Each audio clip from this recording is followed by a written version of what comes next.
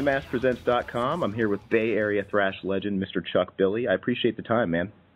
Yeah, no problem. Thank you. All right. You boys got a brand new live album / DVD coming out in a couple of weeks entitled The Dark Roots of Thrash. It's your first in 8 years, and I got to say, with it being available in so many different formats and combos, it's looking to be your coolest collection yet. What made this show the show to capture for this official release? Well, the last release, like I said, was 8 years ago, the Live in London.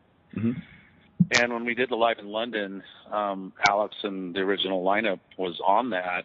And when we did that, a lot of the guys of the band wanted to only perform songs that they did, the records they did. So we didn't have any Demonic or, any of the current records. So, at this point, we're a much different band back then. We did, of course, Formation and Dark Roots of Earth. And it was really about now making just kind of, make sure everybody knows this is where we're at today, kind of music we're delivering today.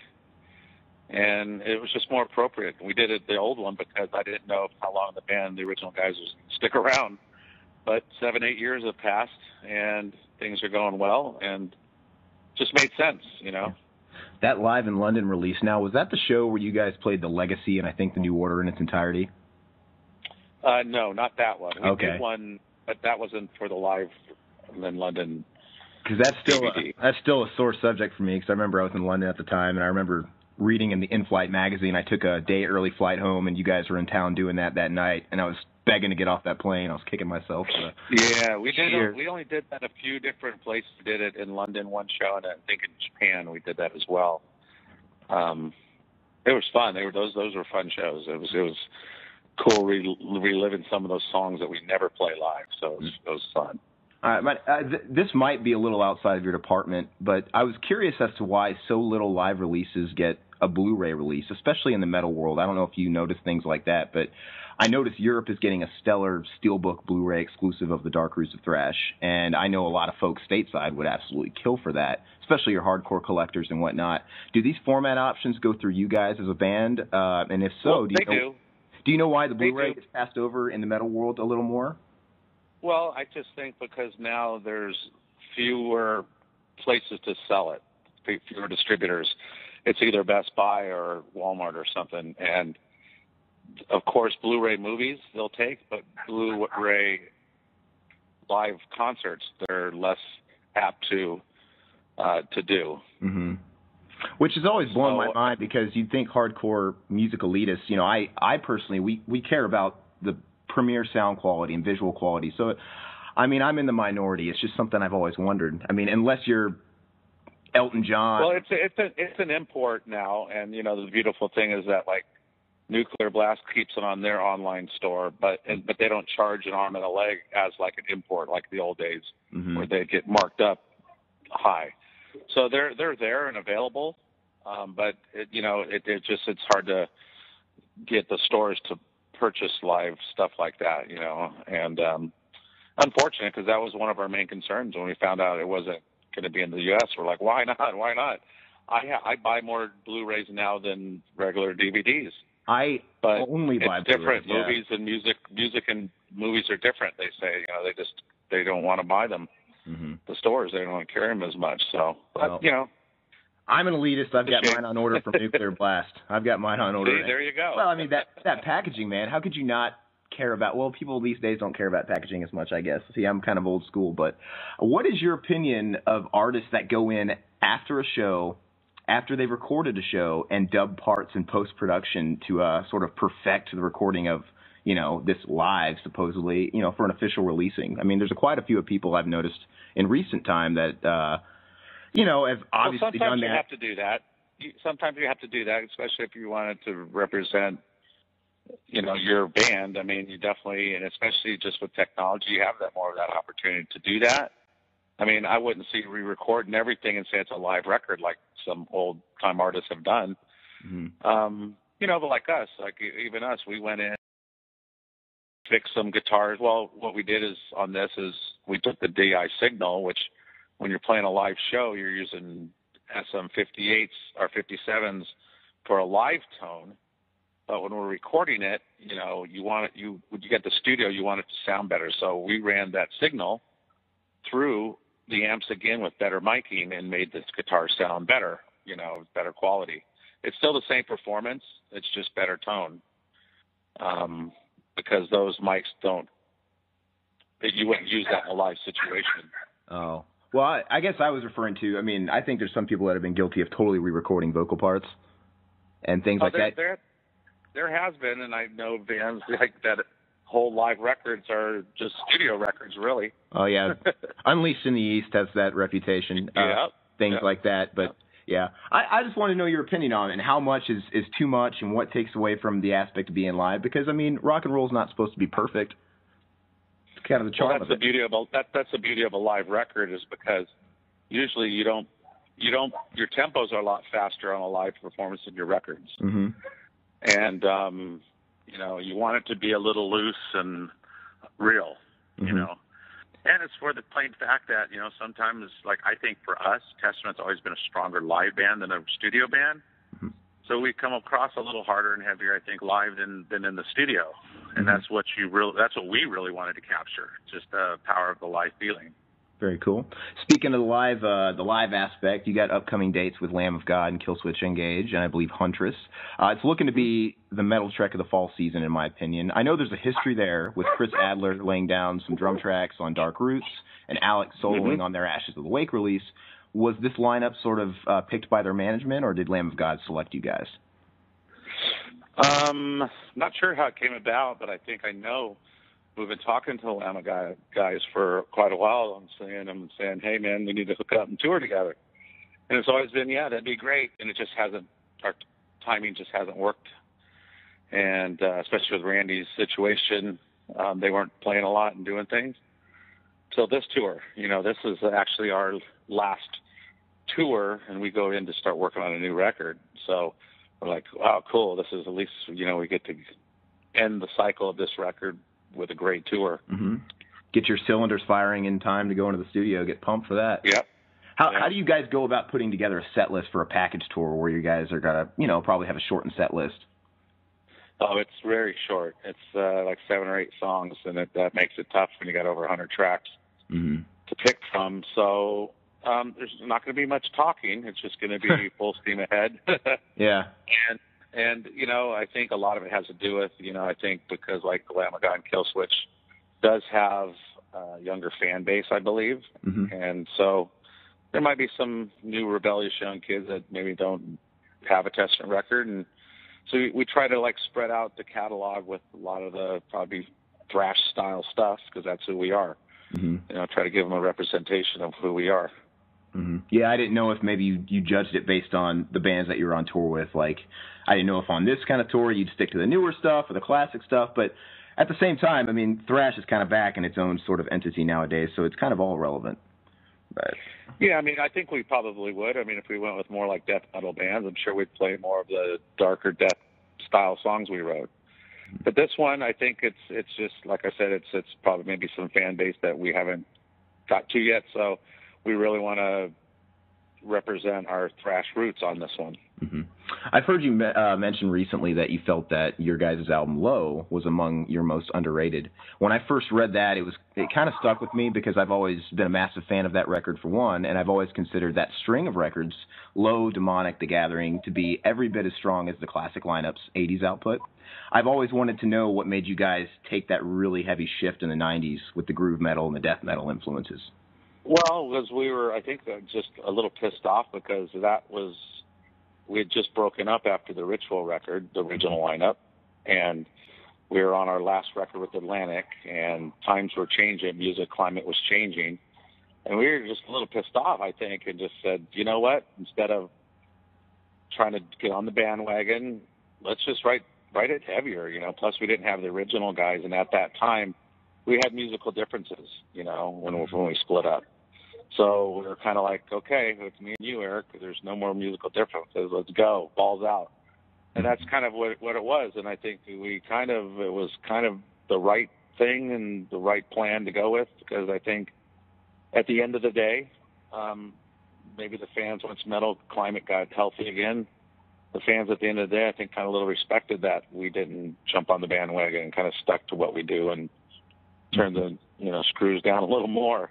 Yeah, and that's the answer I was hoping for, because when you look at a record like The Ritual, and you look at it, the next record you got, Low, there's clearly a contrast, and it definitely signifies a new chapter. And The Ritual, it's still one of my favorite records, but it is more mid-paced, a little more straightforward, has a really crisp production, and I don't know, I thought maybe The Low is kind of also a response to that, but because a lot of it has to do with the climate. I mean, that record to us, like I said, we had musical differences, and it was maybe we were kind of getting a little more polished at that time.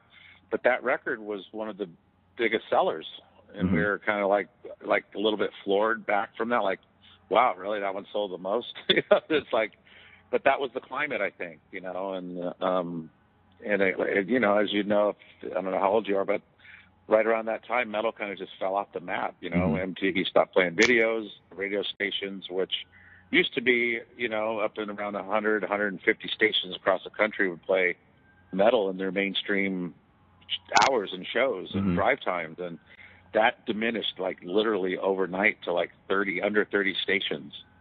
So, I mean, it just fell off the map quick, and the climate changed.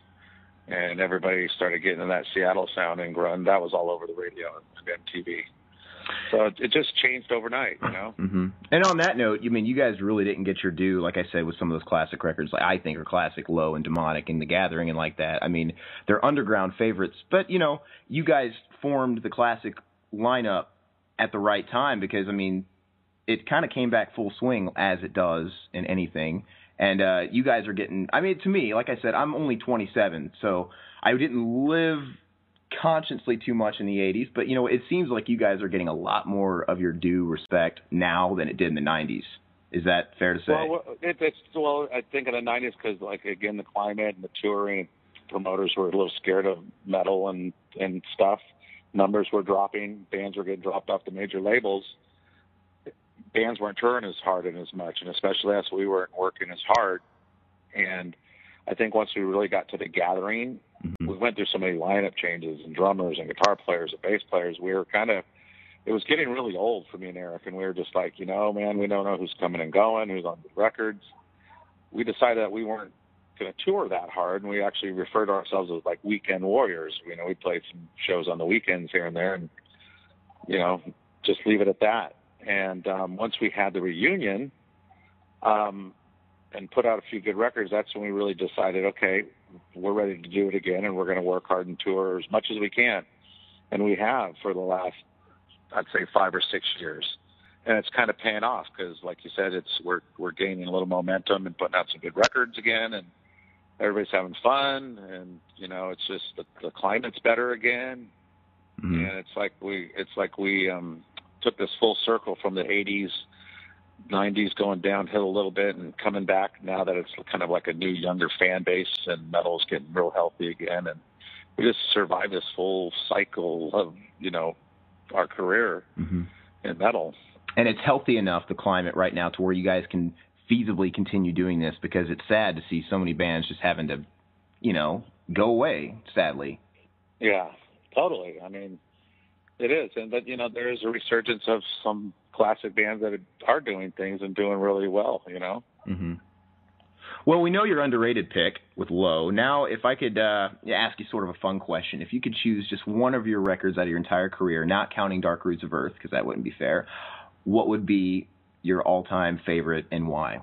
Or special, dear to you, for whatever reason. Well, I would think The Gathering for me, just because I think after everything we did up to that record and all of the member changes and everything that went on, I think it was kind of taking testament to a new style of writing, because Eric was really into like black metal, and that's kind of when we really started putting like blast beats in some of the music and real fast picking, and but then I shifted it. Instead of just doing what I would normally do, is sing fast or sing heavy vocals, I put a little more melody into the music that was going fast. And I think, to me, I thought that record had much more dynamics than the past records, one or two before that was just either all melodic or all death, like demonic or something.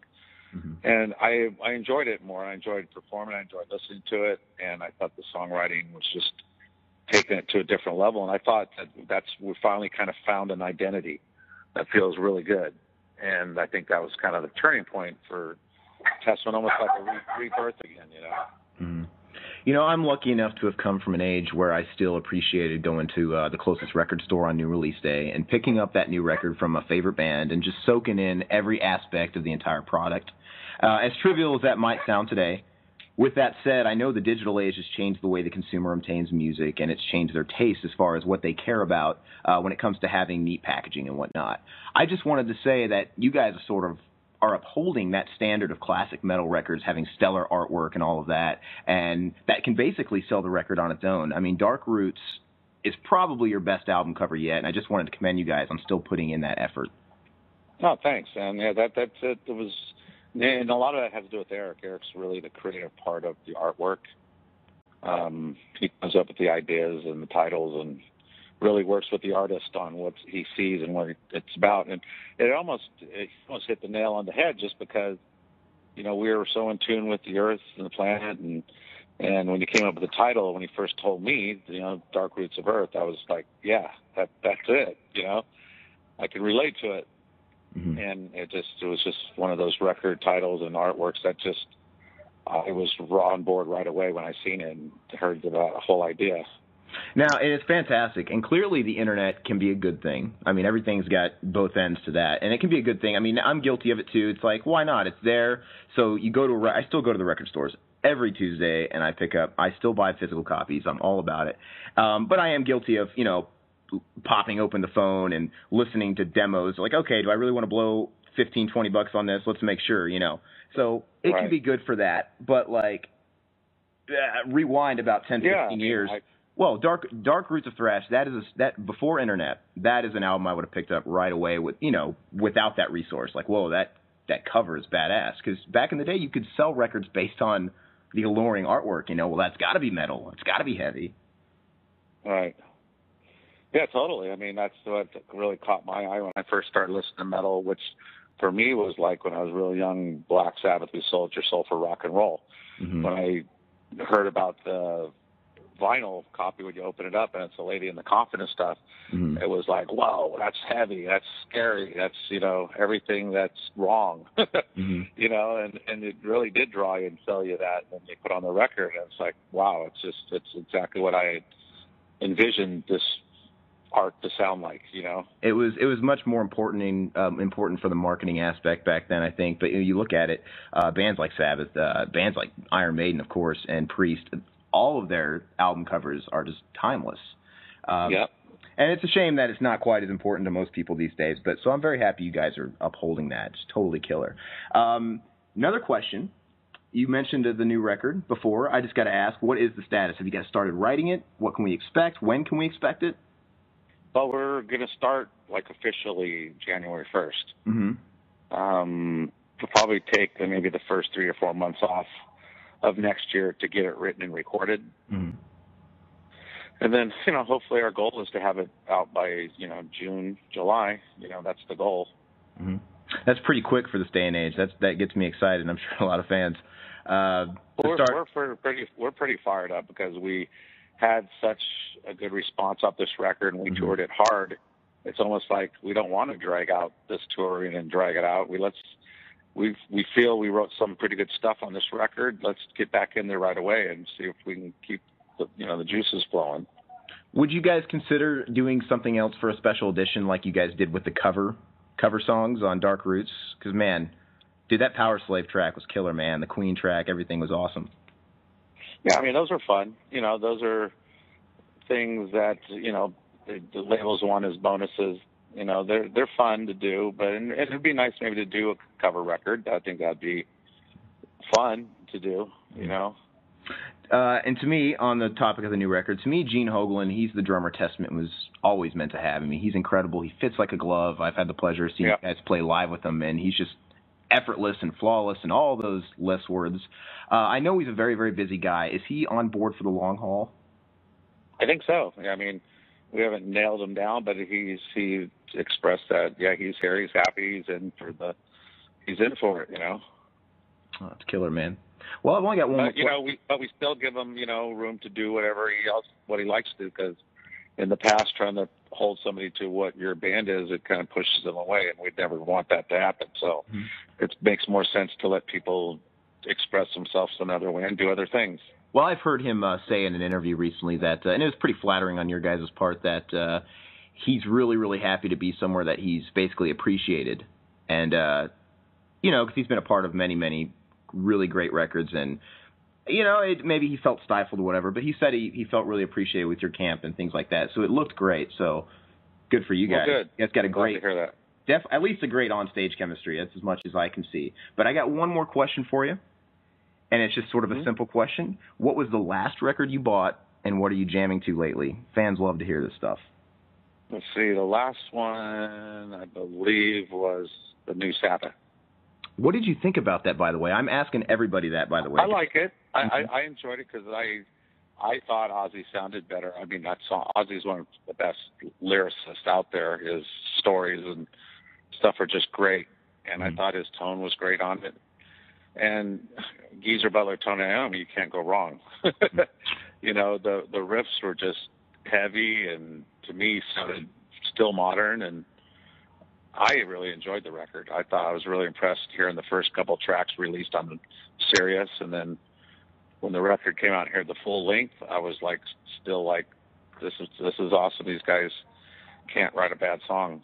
What did you think of the drums? Do you think they just? I felt like they were they got the job done. I mean, I clearly noticed. I mean, I wish Phil Ward was on it. You know, I think he has his own style with the band. Anybody that you play with for so many years, you establish a chemistry with, and a sound with, you know, style with, you know. So it to me, I mean, you're right. I think it did sound a little stiff in that department. Like you know, it was a little safe in that area. I was pleasantly surprised, and also just the fact that I went in with little expectation. I'll be honest with you, especially with, you know, Ozzy's getting up there, and as I've heard in his last couple of studio records, he's sounding very, very, very processed. And I was glad to hear that. I'm sure they did work with him. I'm sure they worked with him in the studio. Whatever Rick Rubin did, I don't know, but either way, it sounds fantastic. It does not sound, you know, processed or anything, and he sounds fantastic. So I was happy with it too. It's pretty cool you were too. Yeah, then when I seen him live, I was really waiting to see, is he going to sound just like records, and he did. He was right on it. You know, I don't know if you caught any of those shows, but I thought it really impressed me. I thought, okay, great. It's exactly what I heard on the record. Awesome, man. Well, I do appreciate the time, Chuck, man. Best of luck with the Dark Roots of Thrash and the new record coming away. Cool. We'll see you hopefully on the Slam tour. Absolutely.